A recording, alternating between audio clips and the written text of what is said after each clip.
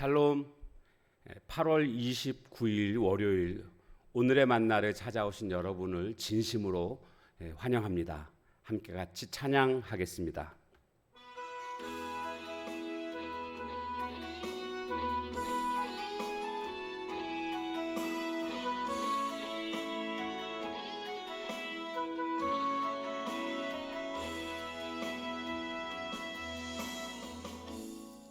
모든 상황 속에서 주를 찬양할지라.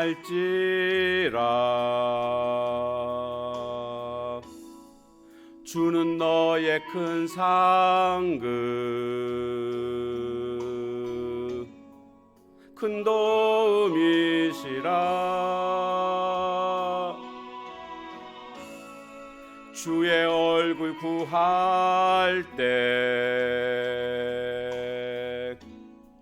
주의 영을 부사 크신 사랑 안에서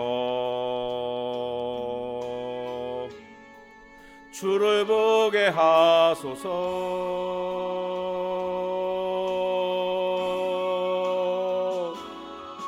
내 영혼이 확정되고 확정되어 싸우니 믿음의 눈들어 주를 바라봅니다. 내 영혼이 확정되고 확정되어 싸우니 믿음의 눈들어 주를 바라봅니다. 주를 찬양할 때 주의 나라 이미 임했네. 주의 영원한 나라 주 보게 하소서.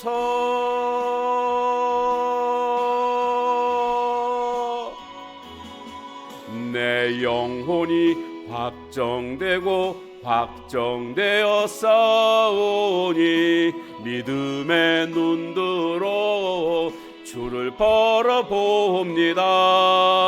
내 영혼이 확정되고 확정되어 싸우니 믿음의 눈들어 주를 바라봅니다.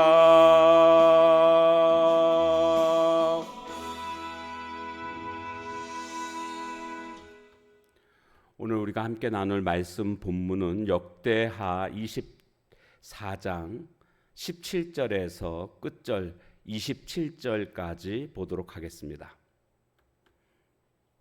여호야다가 죽은 후에 유다 방백들이 와서 왕에게 절하매 왕이 그들의 말을 듣고 그의 조상들의 하나님 여호와의 전을 버리고 아세라 목상과 우상을 섬겼으므로 그 죄로 말미암아 진노가 유다와 예루살렘에 임하니라.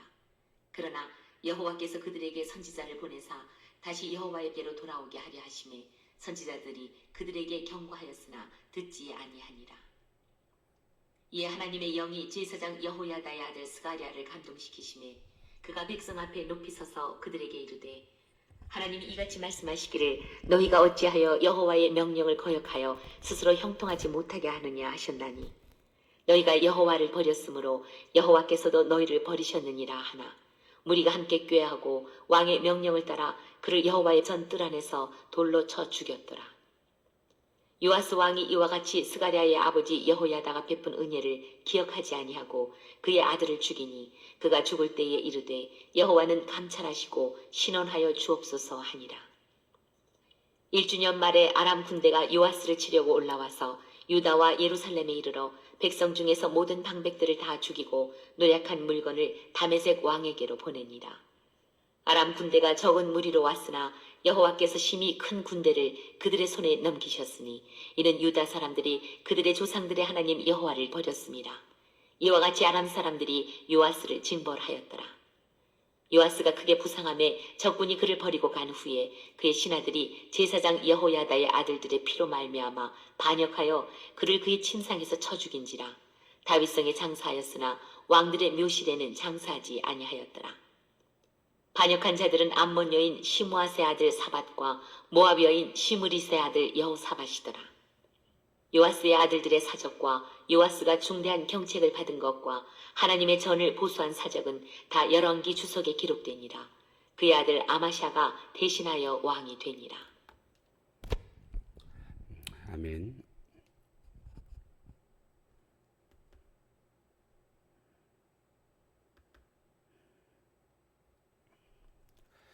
자, 사람의 마음만큼 변하기 쉬운 것이 없습니다. 좋게 변한다면 다행이지만 나쁘게 변한다면 또한 그것은 비극이 아닐 수 없습니다. 오늘 본문에 보면 바로 요아스 왕의 변질되는 그런 모습을 보게 됩니다.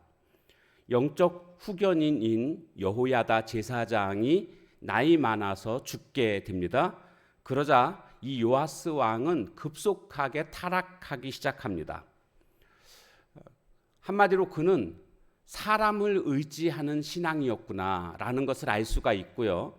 이게 사람을 의존하는 신앙은 뿌리가 깊지 못해서 상황이 바뀌게 되면 곧 힘을 잃게 되는 모습을 보게 됩니다.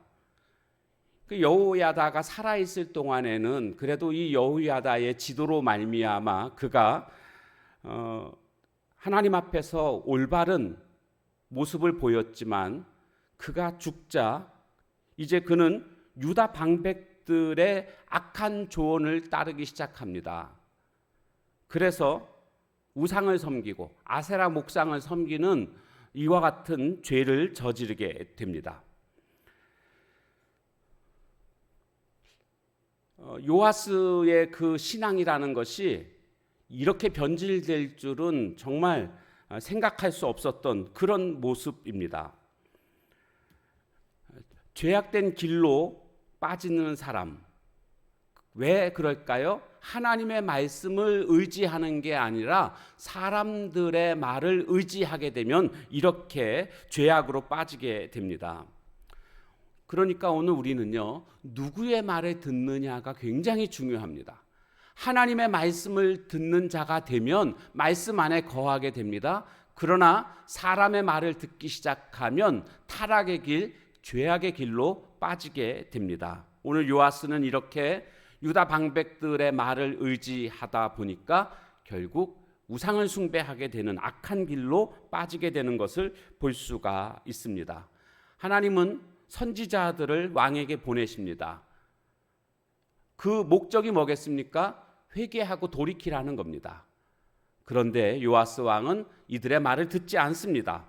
결국 여호야다의 아들인 스가랴를 보내게 됩니다. 다른 선지자하고 또 이 스가랴는 좀 다릅니다. 왜냐하면 여호야다의 아들이기 때문에 그렇습니다. 그런데 이 스가랴 선지자, 이 여호야다의 아들이 요아스의 잘못된 것을 아주 노골적으로 지적을 합니다.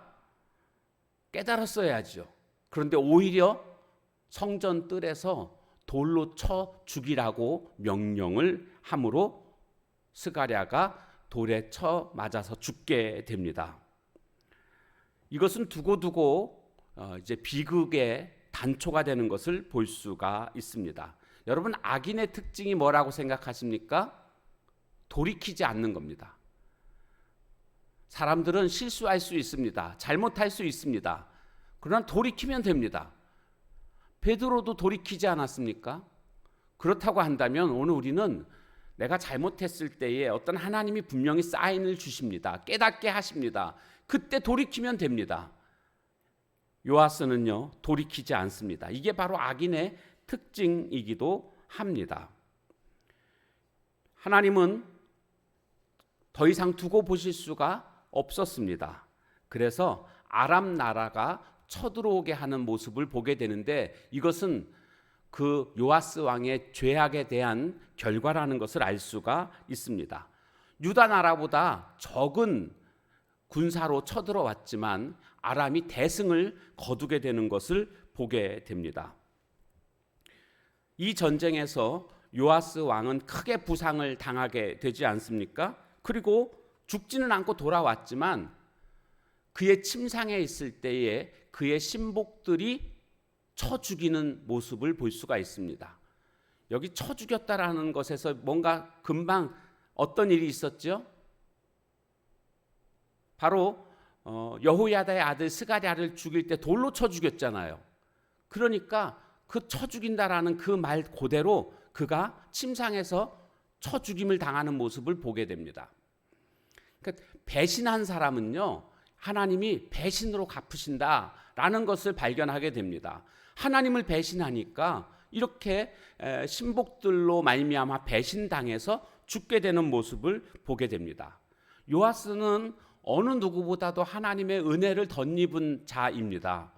그 할머니인 아달랴가 손자들을 다 죽이고 자신이 왕이 되고자 할 때에 막내였던 요아스는 하나님의 은혜로 그는 죽임에서 보호받 받습니다. 죽지 않고 여호와의 제사장 밑에서 성전에서 그렇게 살았던 것 아닙니까? 그리고 7살 나이에 그는 왕의 자리에 즉위하게 됩니다.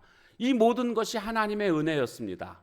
그런데 이 하나님의 은혜를 저버리니까 결국 여호야다의 은혜도 저버리고 그의 아들 스가랴도 죽이는 이런 악행을 저지르게 된 것을 보게 됩니다.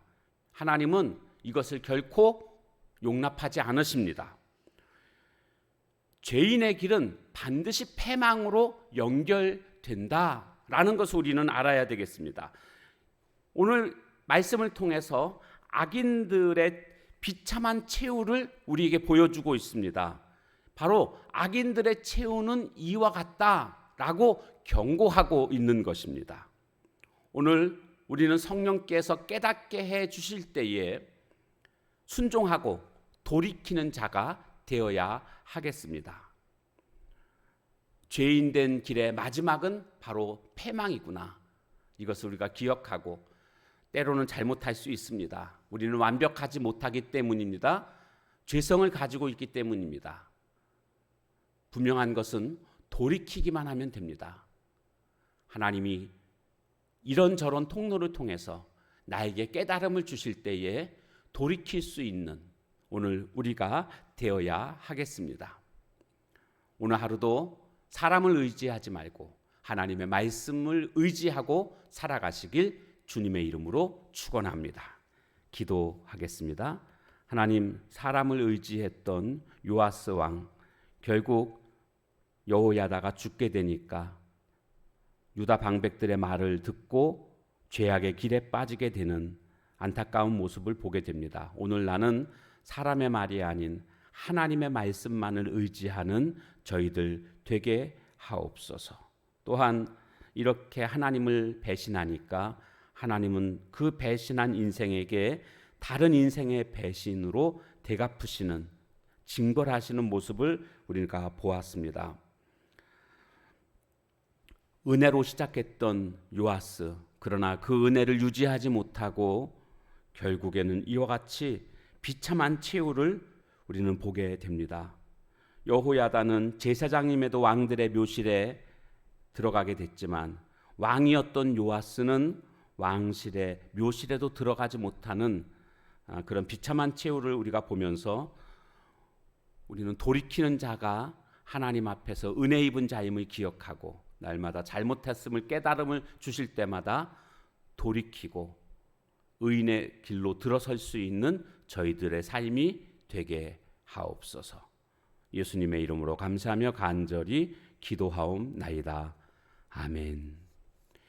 주신 말씀 붙들고 기도하시고 또 개인의 기도 제목 가지고 기도하는 시간을 갖도록 하겠습니다.